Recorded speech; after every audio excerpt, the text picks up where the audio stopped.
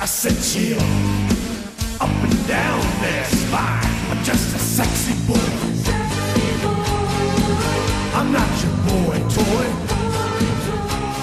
Wait, I'm just a sexy boy. Children of all ages, I am back and better than ever. I'm not Eric Bischoff, but I am John Grande, and after 10 months, a 10-month hiatus of no YouTube videos, I am back with a retro wrestling night with the one, the only Jonathan Schwartzman. It's gonna be a hell of a night, let me tell you. Oh my God! We got Paul Heyman and Jim Cornette 2.0 right here. Going at it. It's Alright. gonna be classic. Yeah, so Basically what we're doing is we decided to choose a retro pay-per-view to review.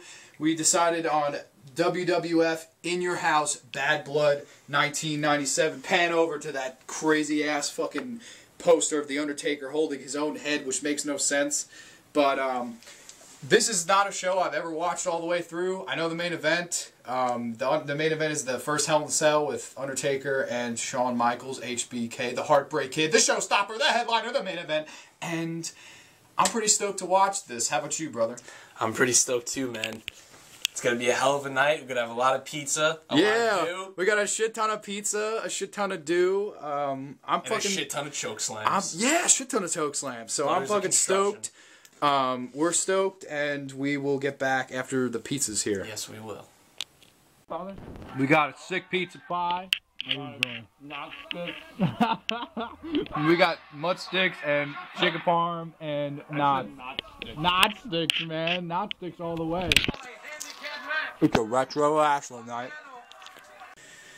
We just got finished with Bad Blood 97, and here are our thoughts. Well, to say this was a one-match show is fucking just understating everything. This was a one-match show. I thought it had potential, like, reading the card, but holy shit, this show fucking sucked besides the main event. It was laughably bad. But the opening match was the Legion of Doom, LOD versus Nation of Domination in a 3-on-2. Was it 3-on-2? It was 3-on-2 handicap with Rocky Maivia, the great one, Johnson, and Kama, and D'Lo Brown, was it? Yeah. And that was the second best match of the whole show. It was the only match that was, like, even fucking halfway watchable. Had a good pace. It was... There was some good wrestling in there. The finish was fun, but it was nothing memorable and fucking... I don't know. All those guys should have... That match should not have led the show off. Or maybe it should have, because the rest of it was just so bad. I guess this was the first and last match kind of thing. But, why don't you tell us about the next match?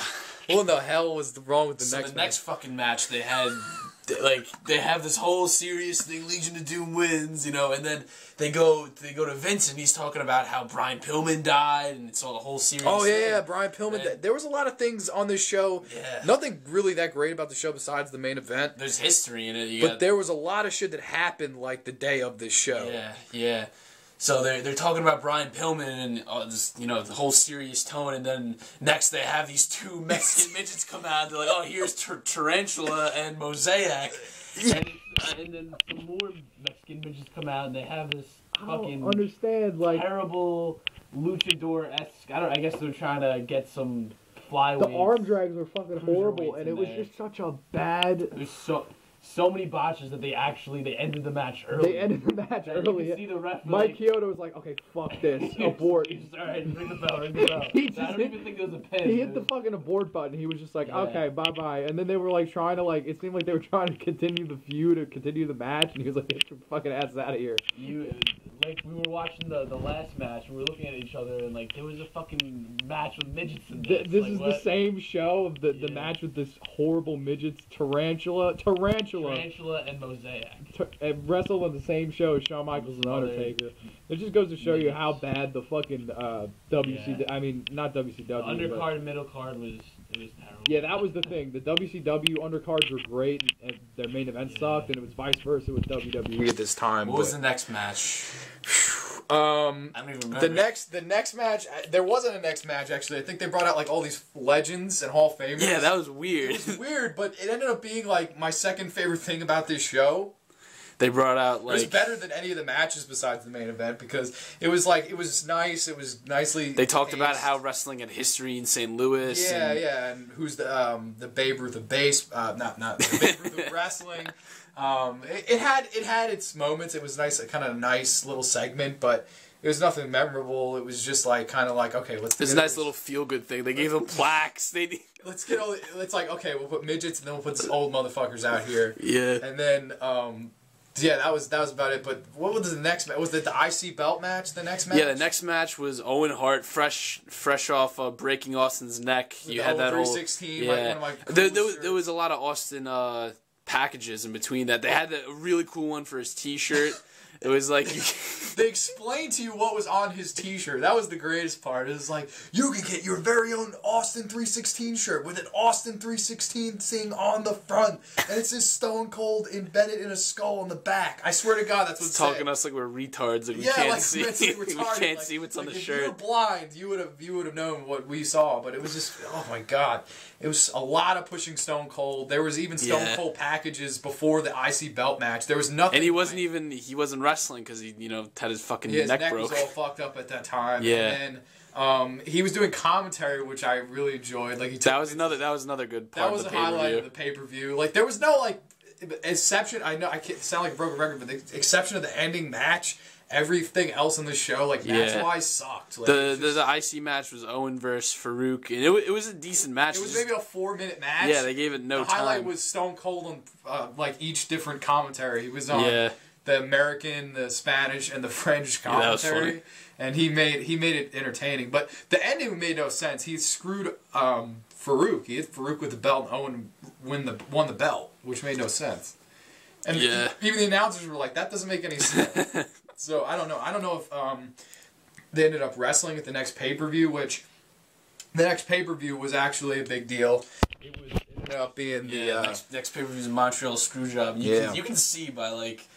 Because the next match was I think it was the fucking those like Mexican guys. Oh yeah, they had this was confusing. They had the promo for it. They had the promo for the flag the Hart match. Foundation, because they were heels at the time and they were fuck America. They had the Canadian flags, which was I liked the gimmick, but it was a good gimmick. But they showed this long promo and it was pretty good. But then the next match was like these two factions of like all these Mexican jobbers. Los Banditos. Yeah, it was like Los I don't even know. Barracudas? Yeah, I think it was some random Spanish word. And then you had all these fucking 8-ball guys in their they sucked. I don't know. Biker guys. Yeah. So it was like the Mexicans versus the bikers, and it was just a shit match. It was the only match we fast forwarded through because we were just sitting there. We were like, "This is not getting any better." Yeah, and there was a lot of bizarre things about this show. It was just jobbing. And the most bizarre things was there were like 2 title matches, which was really weird. We actually, I think the Godwins and who was the Godwin? The Moshers? No, the Godwins versus Mosh, man. I can't think of their name. The Headbangers. Headbangers, there you go. Yeah. And Jerry the King Lawler makes this match because he's just shitting on he's like he's like they fucking listen to Marilyn Manson in the backstage. Manson, man, they deserve to die. They're like the Godwins are fucking hicks. I don't understand. There was so much bizarre shit because almost everybody on this show was a heel. Like there was no baby faces on this show, like anywhere at all. Like I guess LOD and Undertaker were the only baby faces on this show. Like I'm not even kidding.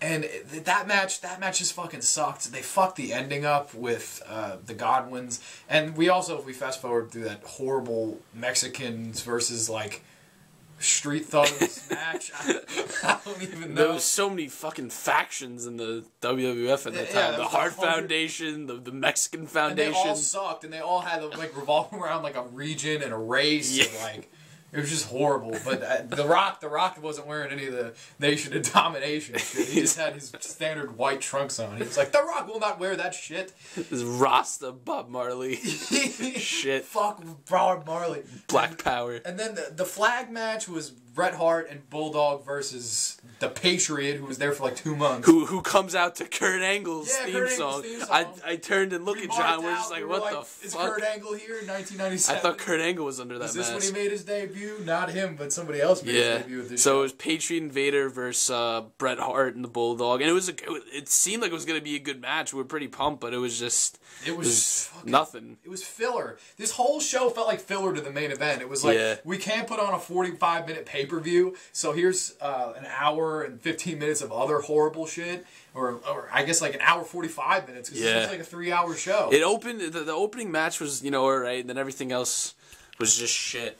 But when it got to the end, it started with the promos, telling the whole, it's the history of the Attitude Era, fucking Shawn Michaels. The opening, I like the opening to the pay-per-view. The opening, intro, There's a lot of history in this, right around, the Attitude Era starts, 97, around that time, and the promo for the Hell in a Cell match for Shawn Michaels versus Undertaker was incredible. Got you so into it, and backstage they had, Shawn Michaels cuts this amazing promo, and everyone's like around Doc Hendricks, and then they give the mic to Hunter, and Hunter's like, and then they just it's like, and it's like, you're a fucking jobber. Just go to the match, and we looked at each other. It was like, you're still paying for the curtain call, Hunter. Like, fuck you. And then It was good. It was good build up, I feel, to the main event, and I definitely the main event paid off. It was an amazing main event, especially compared to